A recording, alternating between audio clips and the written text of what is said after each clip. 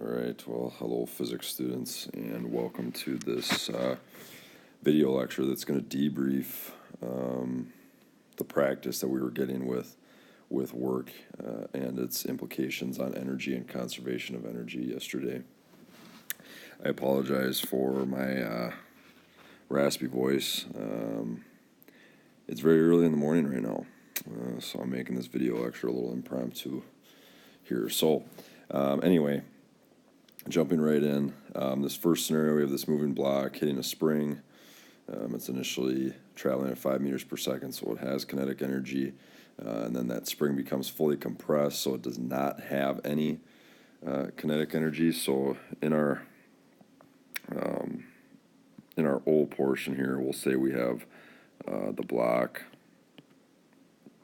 the spring, and the earth. We always include the earth in our system, okay? So initially we have all kinetic. Finally we have all elastic potential, okay? So then our conservation of energy equation is pretty straightforward here. We're just going to say that KE initial is equal to PES final, okay? So now the next kind of step of these that I wanted you to look at was which force or forces do work. So in this case, the force from the spring, so I'm going to call it spring force, does work, but it's internal. So the only thing that it's doing is changing the type. It's changing the type of energy that we have here. Okay, so you can see that we went from kinetic to elastic potential. The amount's not changing because, again, the spring's in our system. It's an internal force. All right, so now how much work was done by the spring to bring the block to rest? Well, again, as I said, we have kinetic energy here. We don't have kinetic energy here. So what we can say then is that the work done by the spring is equal to our change in kinetic energy. All right, so that's going to be KE final minus KE initial. KE final is 0, and we actually end up getting here a value of a negative 100 joules. Okay. Remember, there can be negative work done. So in this case, remember this block is moving in the positive direction, but this spring force is actually acting in the opposite. So it should make sense that we get a negative amount of work here. All right, so now moving on to second scenario. We have the same scenario here, but now the spring's not in the system. Okay, so in this system then we only have the block and the earth. So again, initially we have all kinetic energy, but because this spring is no longer in our system, we have no energy final. But what we have to indicate now is that we actually had energy leaving this system because of the work done by the spring. Okay. So our conservation of energy equation, we still have that KE initial. This KE initial now does not equal 0. It equals the work done by the spring. Okay. So again, which force or forces do work? Again, it's the spring force, but now because it's external, and it's pretty clear from the energy bar charts that, hey, that external force did change the amount of mechanical energy that we had here, okay? Big bar here, no bar here, pretty easy to see. Now, this problem that we have here, we already found the amount of work done by the spring, okay? That doesn't change. That amount of work doesn't change in this scenario, whether it's in the system or not. So what we can say here then is that work is equal to force parallel times our displacement. And then we simply solve for delta x. So in this case, delta x, if we plug in our negative 100 joules and we plug in our 500 newtons, and this really should be a negative 500 because it's acting to the left. So we should get 0.2 meters, okay? So there's our first two scenarios. The next four will be on the next two slides. All right, so we've seen all of these scenarios before. So car, frictionless roller coaster track. Initially, that thing's pushed up against this spring, so all we have here initially is this elastic potential energy. And I actually forgot to put the stuff in my system. So we have the car, we have the spring, and we have the earth. Okay. All right, so again, going back, initially we have elastic potential energy. Finally, at this position, we obviously had some height, so we have gravitational potential energy, but we're also moving through this loop. So we have some amount of kinetic. So I'll probably put, I don't know, 1 bar of kinetic, 3 bars of gravitational potential here. Okay, so then just writing out our conservation of energy equation to match up our energy bar charts, our LOL diagram here.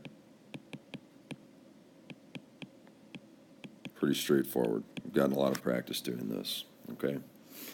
All right, so now which force or forces do work? We have our spring force again. And again, because the spring's in our system, this is now internal.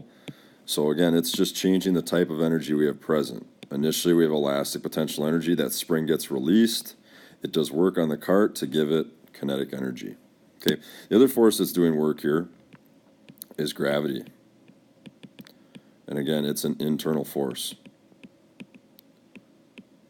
So gravity really starts doing work as soon as this cart gets into our loop here. Okay, it starts doing some negative work actually. Okay, so now this problem that we have here. Again, initially this cart has no KE. It gets released. It has a final velocity of 10 meters per second. So our work done by the spring is going to be equal to, again, our change in KE, very similar to our first problem. Okay, and if we do our math right, again, remember initial is 0, so it's really just dependent on our KE final. We should get that our work is equal to 2,500 joules. Okay, I'll let you plug and chug this. We've done a lot of practice with that. I'm not going to go through that and take up too much of your time today. All right, so now our next one. Same scenario, but we're just looking at a different final snapshot here. So everything else is the same initially. So again, we have all elastic. Wow, that was a funky looking bar. And I forgot to put the things in my system again. So we have the car again, we have the spring, and we have the earth. So everything up to this point is the same. The thing that's different now is that we're not at that same height. So if we're at a lower height, we have less gravitational potential, but that means we have more KE at that point. Okay, so our conservation of energy equation is the same as we had up here, but just understand that these values are different finally. We have the same forces doing work. Again, they're both internal, so they're simply changing the type of energy that we have. So now this question is interesting because, again, if we want to know how much work is done by the Earth, well, again, remember, work is just a change in energy. So if we find the change in gravitational potential here, we know how much work is done. And what's happening here, and this is kind of the way I was describing it to some groups, initially here, before it enters the loop, before this car enters the loop, it just has KE. But now it comes up here, well, where does that KE go? Well, it goes into gravitational potential energy because some of this kinetic energy is actually, I'm going to say quote unquote lost because of the work done by gravity. So work in this case is going to be our change in PEG. So it's going to be PEG final minus PEG initial. And again, there is none initially. So if we do this right, we should get a value. Again, I'm going to let you plug and chug this. We know what this equation is, MGH. We should get a value of 980 joules for that one. Okay, so that's how much work was done by the force of gravity in this case. All right, so we're through 4. The final 2 will be on the next slide here. All right, we're on the home stretch here. So number 5 here, same scenario, but now I'm specifying that this track is no longer frictionless. Okay, so identify the objects in our system again. We have the car, we have the spring, and we have the earth. So again, all elastic potential energy to begin with. And because this car is experiencing friction all the way along here, we have less mechanical energy here. So we're probably going we are going at a lesser velocity in this case than we were on the previous slide. So what I'm going to do here is I'll put the same amount of gravitational potential energy, but we have a smaller amount of KE here. So now, with that being said, we have to denote that in our energy flow, where we're actually losing energy due to the work done by friction. Okay, so our conservation of energy equation then becomes a little bit more complicated. We're going to say that that initial elastic potential energy is equal to KE final plus gravitational potential energy final plus the work done by friction. Okay, so now which force or forces are present? Again, we have the spring force. It's internal. So again, it's just changing the types of energy that are present. We also have gravity again. It's also internal, just changing the types of energy. But now we also have friction, which is an external force.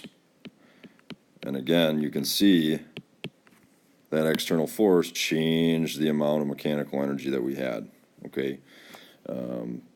Because it's an external force that we're not including the ground in our system of objects here. Okay, so now this was probably one of the tougher problems that I had you solve yesterday. If a constant 40 newtons of friction, so I'm giving you that frictional force, acted on the cart for 6 meters right here before it entered the loop. We want to know what the velocity is right here as it enters the loop. So if we set this up, again, we can just look at this in terms of a change in kinetic energy. Right after this car is released, we know that the velocity is 10 meters per second. We want to find what that velocity is right here. So we're going to say that work is equal to KE final minus KE initial. And what we're doing is we're looking for KE final here. Okay, so now I'm actually going to extend this out, and I'm going to say that force parallel, or really in this case force of friction, times that delta x is equal to KE final minus KE initial.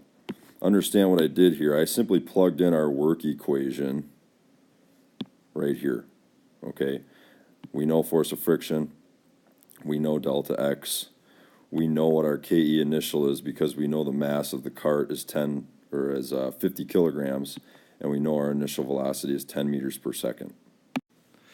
Now, one thing I will caution you on here when you're doing this problem solving, this force right here, this is negative. Okay, friction's acting against the motion of this cart. Okay, so when I say 40 newtons of friction, I'm not telling you it's negative. That's something that you need to know. All right, so this is actually a negative 40 that you're plugging in here.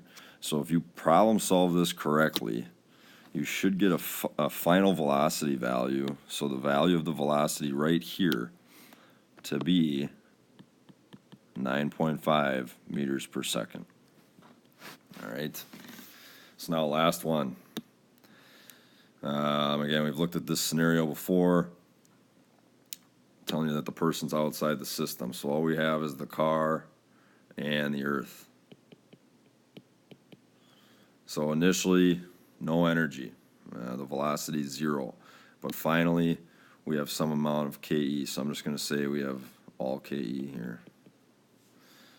So now this conservation of energy equation, well, we first need to understand where this kinetic energy came from. It came from the force being applied by this person, okay? That energy came from the work done by that person. So we're going to show that energy is actually coming into our system here. So our conservation of energy equation then, we're going to say is work done by the person is equal to our KE final. So which force or forces do work in this scenario? It's the force applied. And again, that's an external force. So it's changing the amount of mechanical energy present. And again, it's pretty clear to see that from your energy bar charts there. So now, final problem, if the car reached a velocity of 3 meters per second in the final snapshot, how much work did the person apply while pushing? Again, we can just look at this. The work done by the person is equal to our change in KE. So KE final minus KE initial, and actually I'm going to go back here and I'm going to extend this out in a different way. So I'm going to say that our force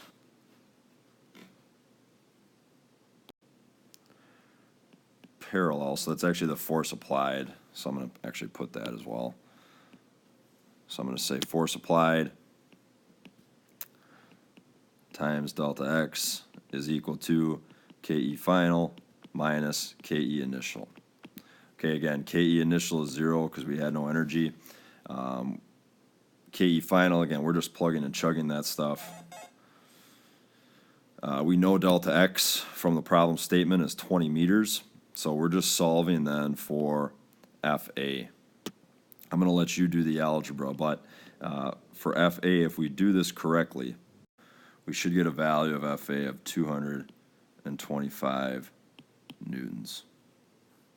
Okay, so there is our work in conservation of modeling, part 2. So this was the debrief we were going to do in class today. Make sure that you understand everything that I went through. If you didn't, I'm going to ask you to write down your clearest point, your muddiest point from this video lecture, from this activity, because this is going to set us up for a lab that we do the remainder of the week. Okay, so take care, physics students. Have a good day off. See you tomorrow.